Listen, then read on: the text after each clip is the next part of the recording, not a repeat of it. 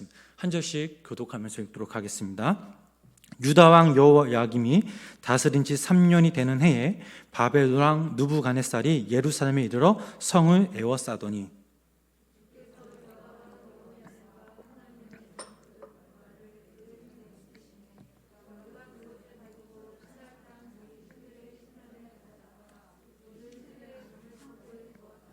왕이 한 강장 아스부나스에게 말하여 이스라엘 자손 중에서 왕족과 귀족 몇 사람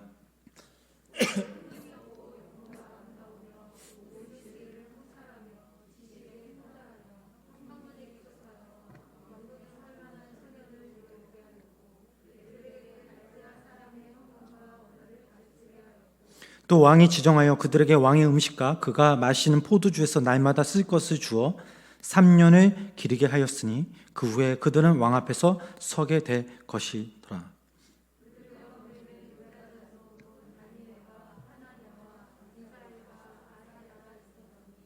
함께 읽겠습니다.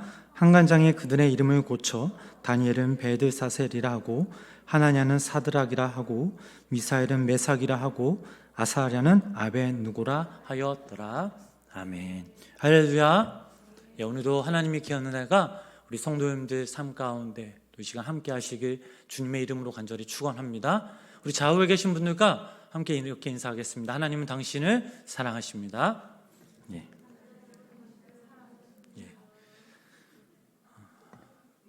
참 시국인 만큼 이렇게 예배당에 참 많은 분들이 못 오셔서 이렇게 우리가 적은 인원이지만 예배를 드리고 있습니다. 또 영상을 통해서 예배를 드리고 있는데요. 가장 중요한 것은 우리가 언제 어디서든지 하나님 앞에 전심으로 예배하기 간절히 소망합니다. 또 이 시간 우리 예배 가운데 성령께서 함께 하시길 간절히 소망합니다. 오늘 이 시간에는 우리가 다니엘서 말씀을 가지고 함께 말씀을 나눠보도록 하겠습니다. 말씀의 제목은 선을 넘지 않은 그리스도인이라는 제목으로 함께 나누려고 합니다. 다니엘과 친구들은요, 약속의 땅 유다에서 태어나 자랐습니다. 그런데 어느 날 이들은 자신들이 태어났고 자랐던 땅에서 저 멀리 다른 도시로 끌려가게 됩니다. 즉 바벨론의 포로로 잡혀가게 됩니다. 그들은 이곳에서 10대 말부터 혹은 20대 초부터 죽을 때까지 그곳에서 생을 마감했습니다. 포로로 끌려간 그들은 분명 불행한 일입니다. 그러나 다니엘 등이 포로로 잡혀간 것은 하나님의 심판이기보다는 신앙의 사람이었던 그들을 통하여 당신의 원대한 구속 역사와 또 거기 담긴 위대한 그 뜻을 이루기 위한 하나님의 그 섭리의 결과였습니다. 다니엘서 1장부터 7장에 걸쳐 묘사된 인물들을 보면 다니엘, 또 하나냐, 미사엘, 아사랴, 느부갓네살, 벨사살, 다리오를 비롯한 주인공들과 이에 다른 사람들을 우리가 만날 수 있습니다. 하지만 이들 가운데 그 누구도 다니엘서의 주인공이 아닙니다. 언제나 하나님의 이야기의 주인공이십니다. 우리는 다니엘서가 전하는 이 메시지를 진짜 발견해야 합니다. 그 안에 진짜 메시지는 자신을 드러내신 하나님을 향한 그 믿음을 회복하는 것입니다. 하나님께서는 이들을 통해 하나님의 살아계심과 역사적 주관자 되심을 열방에 알리시며 이스라엘의 회복을 준비하셨던 것입니다. 그렇다면 우리 스스로 이런 질문을 할 수 있습니다. 그렇다면 지금 우리들은 어떻게 하면 이 환경에, 이 문화 속에 용기와 소망을 잃지 않을 수 있을까라는 질문입니다. 그럼 오늘 이 시간 우리가 다니엘이 알았던 그 하나님을 바라보면서 왜 그분의 백성으로 우리가 살아가야 하며 어떻게 그렇게 살 수 있는지 우리가 한번 살펴보도록 하겠습니다. 다니엘서 말씀을 읽어보면 국가적인 동시에 개인적인 그런 위기도 찾아옵니다. 우리 본문 1절 말씀을 다시 한번 우리 함께 읽어보도록 하겠습니다. 유다 왕 여호야김이 다스린 지 3년이 되는 해에 바벨 왕 느부갓네살이 예루살렘에 이르러 성을 에워쌌더니 아멘. 자, 이 말씀은 바벨 왕 느부갓네살의 1차 유다를 침략한 언급입니다. 바벨론은 그 지역에서 가장 강한 국가였습니다. 이 거대한 국가가 작은 나라들을 공격해 왔지만 어떤 면에서는 딱히 공포에 떨 이유가 없었습니다. 생각해 보면 하나님의 백성들은 그 이전에도 수없이 공격과 침입, 포위를 당했기 때문입니다. 여러 가지 재난과 고난과 또 배고픔, 수많은 고통을 당했습니다. 하지만 그때마다 하나님께서는 그들을 보호하셨고 결국 하나님의 백성들이 승리를 거두게 하셨습니다. 그런데 이번에는 조금 다릅니다. 하나님께서 그들을 거들떠보지 않으시고 그분의 법을 지키시겠다라고 말씀하셨습니다. 어떤 결과가 따를지 선지자들을 통해 경고까지 하셨습니다. 본문 2절 말씀 우리 함께 읽어보도록 하겠습니다.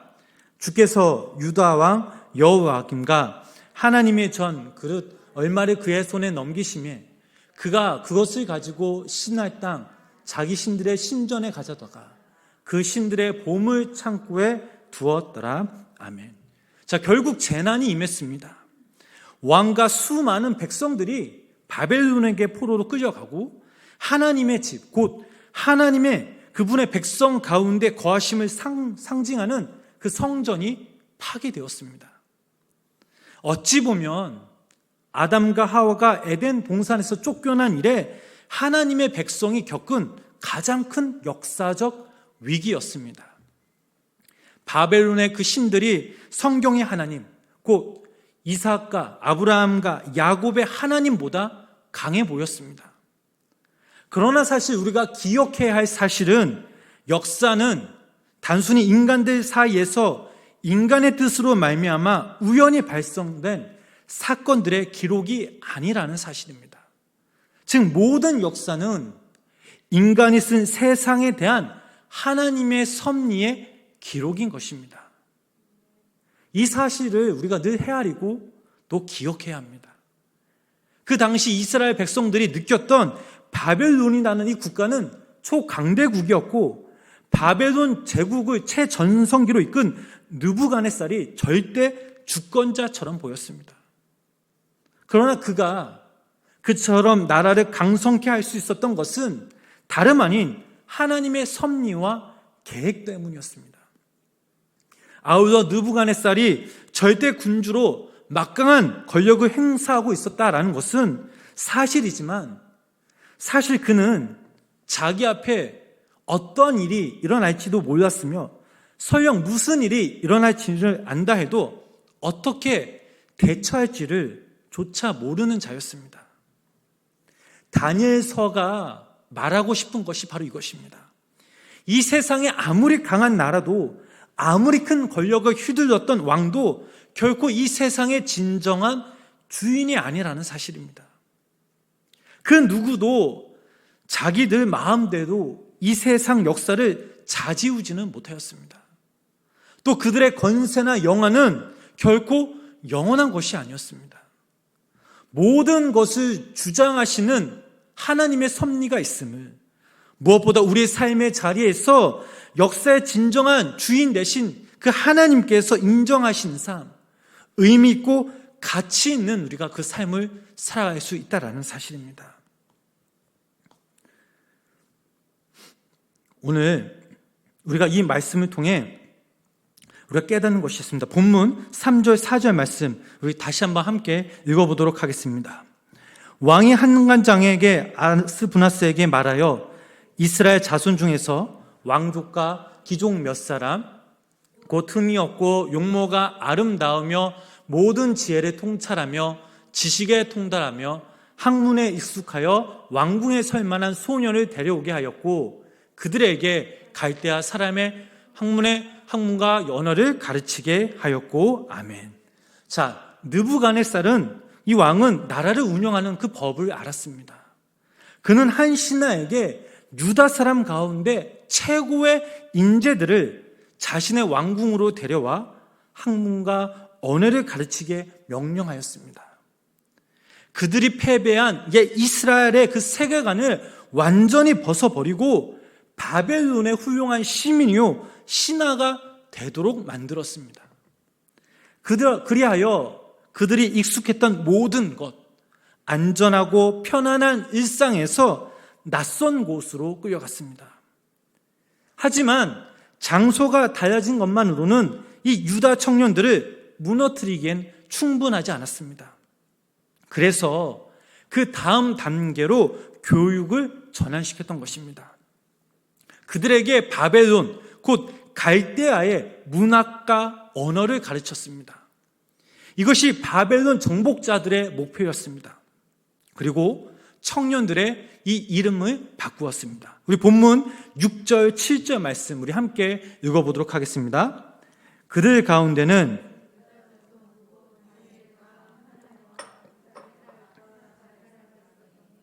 한간장이 그들의 이름을 고쳐 다니엘은 하고 하나냐는 사드락이라 하고 미사엘은 메삭이라 하고 아사랴는 아벤누고라 하였더라. 아멘.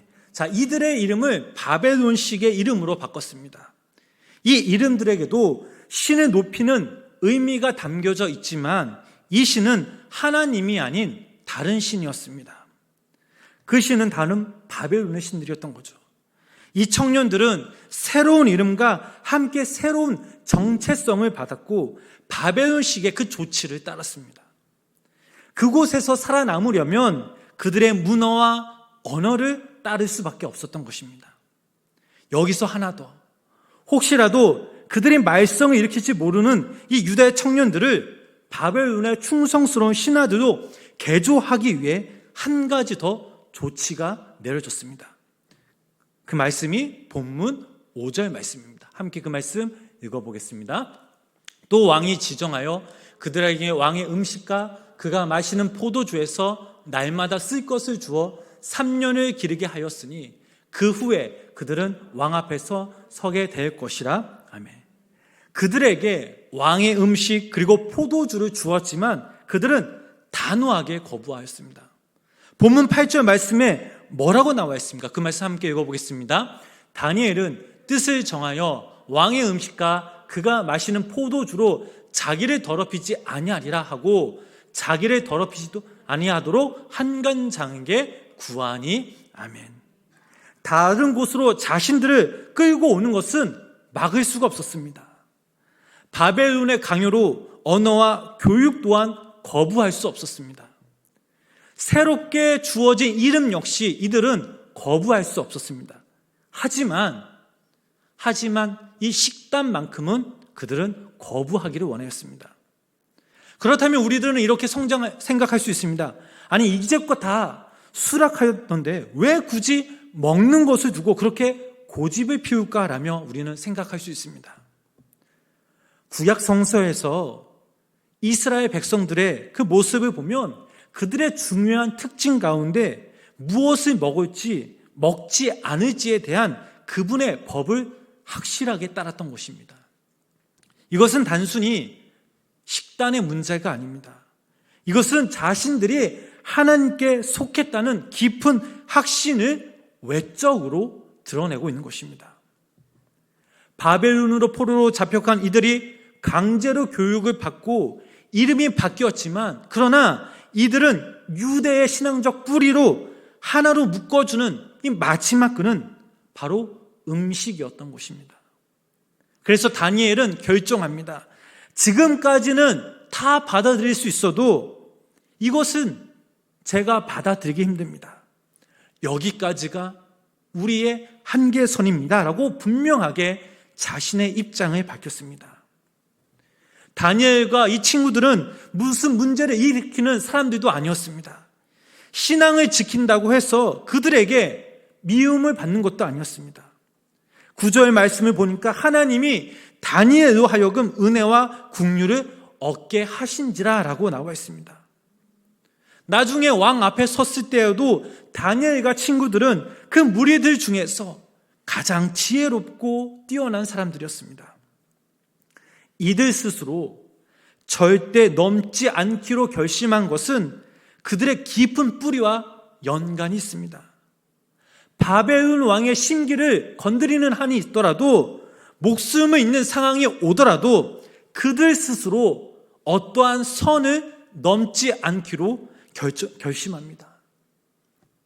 이제 다니엘이 다른 음식을 먹기 위해서 왕의 한간장을 설득해야만 했습니다.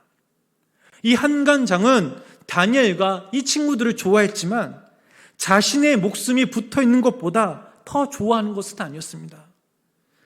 다니엘서 1장 10절 말씀을 보면 한간장의 그 마음을 우리는 알 수 있습니다. 그 말씀 함께 읽어보도록 하겠습니다. 한간장이 다니엘에게 이르되 내가 내 주의 왕을 두려워하노라. 그가 너희 먹을 것과 너희 마실 것을 지정하셨거늘 너희의 얼굴이 초췌하여 같은 또래 못한 것을 그가 보게 할 것이 무엇이냐.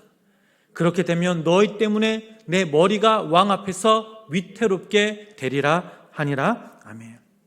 그는 다니엘이 원하는 대로 해주다가 왕의 눈밖에 나고 싶지 않았습니다. 그래서 이런 식으로 말했던 것입니다. 다니엘, 난 네가 마음에 들고 참 좋고 네 신앙을 이해하고 존중하지만 네가 원하는 대로 해주면 내 목숨이 위태로워져. 다니엘, 네가 이 규정을 따랐으면 좋겠어 라고 얘기합니다. 하지만 다니엘은 이 한간장의 이 말에 딱 선을 그었습니다. 그는 한간장이 아무리 거절해도 하나님의 그 뜻을 타협할 그 생각이 전혀 없었던 것입니다. 포기할 마음도 없었던 거죠. 그래서 다니엘은 이렇게 제안합니다. 12절, 13절 말씀 함께 읽어보도록 하겠습니다. 청하오니 당신의 종들을 열흘 동안 시험하여 채식을 주어 먹게 하고 물을 주어 마시게 한 후에 당신의 앞에서 우리의 얼굴과 왕의 음식을 먹는 소년들의 얼굴을 비교하여 보아서 당신이 보는 대로 종들에게 행하소서 하며, 다니엘은 자신들에게 열흘 동안 채소와 물을 주신 뒤에 우리의 안색을 왕의 음식을 먹는 사람들과 비교하면 어떨지, 그리고 당신이 보고 나서 이 종들에게 처분을 내려달라고 건의합니다. 다니엘의 발언은 실로 용기 있는 발언이었습니다. 다니엘은 사실상 이렇게 말한 것입니다. 시험을 해봅시다. 우리가 믿는 하나님이 우리를 통해 역사하실 것입니다 라고 이 한간장에게 단호하게 말했던 것입니다. 열흘이 흐른 뒤 다니엘과 이 친구들은 모두 감독관 이 한간장 앞에 섭니다. 그 말씀 15절 16절 말씀 함께 읽어보겠습니다. 열흘 후에 그들의 얼굴이 더욱 아름답고 살이 더욱 윤택하여 왕의 음식을 먹는 사람들보다 더 좋아 보인지다. 그리하여 감독하는 자가 그들에게 지정된 음식과 마실 포도주를 제하고 채식을 주니라. 아멘. 자, 이런 결과가 나타났습니다. 그리고 그들은 훈련과 교육을 3년 동안 받는 동안 채식을 하였던 것입니다. 다니엘과 새 친구들을 통해 하나님은 강력하게 역사하셨습니다. 사실 다니엘과 그의 친구들은 바짝 마르고 병이 들여 보여야 정상이었지만 오히려 생기가 넘치고 피부에서 윤기가 났습니다. 왜 그렇습니까? 하나님이 그렇게 해주셨기 때문입니다. 그렇다면 어떻게 이들이 선을 긋고 우리가 상상하기조차 힘든 이 압박한 상황 속에서 어떻게 그 선을 지킬 수 있겠습니까? 그 이유는 바로 하나, 다니엘과 이 세 친구들이 바로 하나님을 알았기 때문입니다. 다니엘서 1장 말씀에 이 구절들을 보면 알 수 있습니다. 2절 말씀이죠. 주께서 유다 왕 여호야김과 하나님의 전 그릇 얼마를 그의 손에 넘기시매. 9절 말씀입니다. 하나님이 다니엘로 하여금 한간장하게 은혜와 긍휼을 얻게 하신지라. 17절 말씀이죠. 하나님이 이 네 소년에게 학문을 주시고 모든 서적을 깨닫게 하시고 지혜를 주셨으니 다니엘은 또 모든 환상과 꿈을 깨달아 알더라. 그들이 온전히 하나님을 알았기에 하나님께서 그들 가운데 계셨고 다스리셨습니다. 바벨론의 침략과 승리는 하나님이 느부갓네살에게 그 승리를 허락하셨기에 가능했던 것입니다. 유다 백성이 포로로 끌려간 것은 하나님이 허락하신 일입니다. 성전이 파괴되더라도 하나님이 하신 일입니다. 느부갓네살 그 왕이 명예와 부를 얻었을지라도 또 그 일은 어디까지나 하나님의 그 다스림 속에서 이루어졌음을 우리들은 깨달아야 합니다. 하나님은 이렇게 국가 대 국가에 영향을 미치셨지만 개인적인 일에도 일일이 통치하고 계심을 우리들은 알 수 있습니다. 3년의 훈련이 끝나고 다니엘과 이 친구들이 왕 앞에서 그 장면 한번 상상해 보시기 바랍니다. 한관장은 이들이 이룬 것을 얼마나 자랑스러워하며 자신이 넘치는 그 얼굴을 그들의 왕 앞으로 데려갑니다. 왕과 이 한관장은 몰랐지만 이 모든 일은 아브라함의 하나님, 이삭의 하나님, 야곱의 그 하나님의 다스림 속에서 다니엘의 그 하나님께서 분명 역사하신 것입니다. 하나님은 다니엘, 하나냐, 미사엘, 아사랴가 머나먼 땅으로 끌려가 새로운 교육을 받기까지 모든 과정들을 하나하나씩 빠뜨리지 않으시고 감찰하셨던 것입니다. 그리고 하나님은 그들이 오직 하나님만을 따르는 내내 결단력과 은혜를 부어주셨습니다. 하나님은 그들의 바벨론으로 이끄셨고 그곳에서 그들과 함께 계셨으며 그곳에서 그들을 크게 사용하셨던 것입니다. 우리는 이들의 모습을 통해 또 다른 인물의 그림자를 우리는 짧게 볼 수 있습니다. 훨씬 더 적대적인 이방 땅에서 훨씬 더 강력한 적들 앞에서 자신이 정한 그 선을 넘는 것을 끝까지 거부했던 그 인물, 그분이 바로 우리의 삶의 참 주인 되신 예수 그리스도이십니다. 유다 사람들이 바벨론으로 포로로 끌려가 그곳이 얼마나 낯선 곳이었는지는 우리가 나름 상상해 볼 수는 있지만, 그러나 하늘의 모든 영광을 다 버리고 시간과 공간의 한계가 있는 이 땅으로 오셨을 때에 하나님의 아들 독생자 예수 그리스도는 이 땅이 얼마나 낯설었는지 우리는 감히 상상할 수 없습니다. 예수님은 이 땅에 오시어 기꺼이 우리 중에 하나가 되셔서 이 세상에서 사셨습니다. 예수님은 틈만 나면 그분의 아버지를 거부하는 그 세상 속으로 들어오셨습니다. 하지만 하나님께 불순종하는 것은 철저히 거부하셨던 것입니다. 강야에서 40일간 흘려보낸 뒤에도 불순종의 선은 절대로 넘지 않으셨습니다. 그 말씀이 바로 누가복음 4장 2절부터 4절 말씀입니다. 그 말씀 함께 읽어보도록 하겠습니다. 누가복음 4장 2절에서 4절 말씀입니다. 마귀에게 시험을 받으시더라도 이 모든 날에 아무것도 잡수시지 아니하시니 날수가 다음에 줄이신지라. 마귀가 이르되 네가 만일 하나님의 아들이거든 이 돌들에게 명하여 떡이 되게 하라.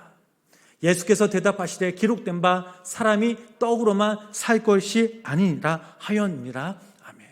자, 이 말씀을 보면, 우리가 신약 성경의 그 말씀 보면 예수님은 하나님이 정하신 그 기준에 절대로 선을 넘지 않은 그런 분이셨습니다. 사랑하는 우리 성도 여러분, 오늘 본문 말씀을 보면 바벨론과 그 친구들의 처한 상황을 우리는 분명히 알 수 있습니다.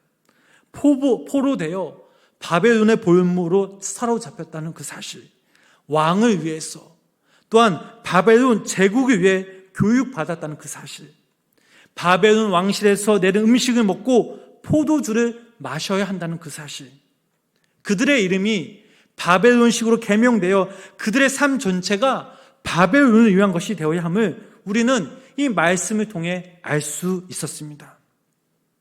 이들의 신분과 처지는 그들이 도대체 바벨론에서 무엇을 할 수 있겠느냐, 과연 무엇을 버틸 수 있겠느냐라는 회의적인 질문을 할 수 있습니다.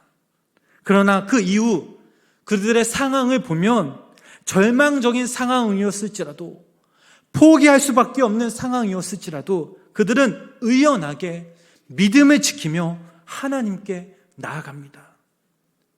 그들의 신앙의 힘이 얼마나 강한지 알 수 있습니다. 그 이유가 무엇입니까? 그들이 하나님을 알았기 때문입니다. 그들이 전심으로 하나님을 의지했기 때문입니다. 자신들의 삶의 주인공이 바로 하나님이심을 믿었기 때문입니다.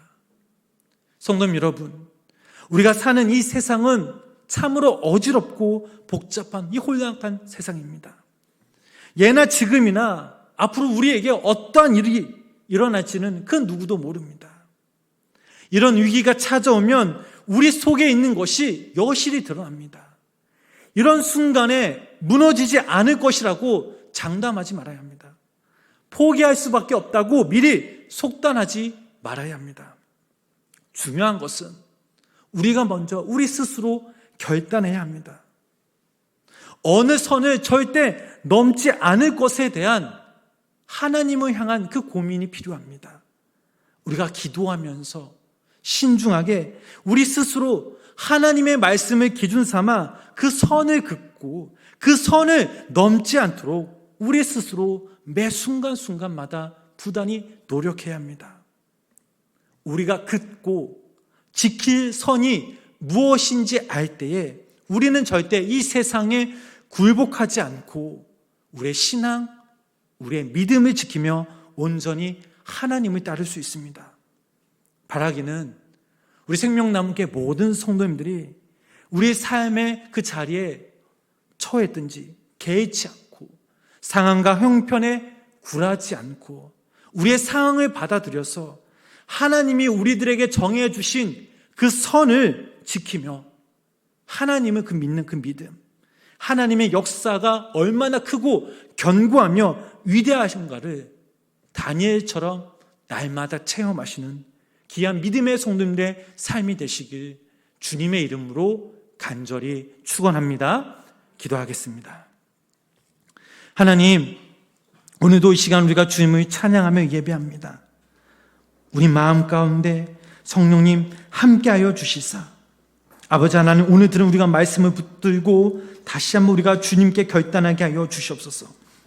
하나님, 우리 삶의 자리에서 하나님의 말씀을 기준 삼아 우리 스스로 선을 정하고 그 선을 넘지 않도록 어떠한 환경 속에서도 세상과 타협하거나 핑계대지 않도록 하나님을 향한 그 믿음을 더욱더 굳게 지키며 또 우리 성도님들의 믿음으로 하나 되어서 하나님께 날마다 나아가는 귀한 믿음의 성도님의 삶이 되도록 성령님 함께하여 주시옵소서. 아버지 하나님, 우리 생명나무교회 성도님들에게 더욱더 굳건한 믿음, 강력한 하나님의 역사 은혜가 충만히 임하게 하여 주시고 하나님, 힘들고 어려운 이 세상 가운데, 혼탁한 이 세상 가운데 우리가 눈을 들어 주님을 바라보게 하시고 우리가 하나님의 그 말씀을 기준 삼아 다니엘과 이 세 친구들처럼 그 선을 넘지 않도록 날마다 하나님께 간구하며 더욱더 하나님께 아뢰는 그냥 우리 성도님들 되게 하여 주시옵소서. 예수님의 이름으로 간절히 기도드렸습니다. 아멘.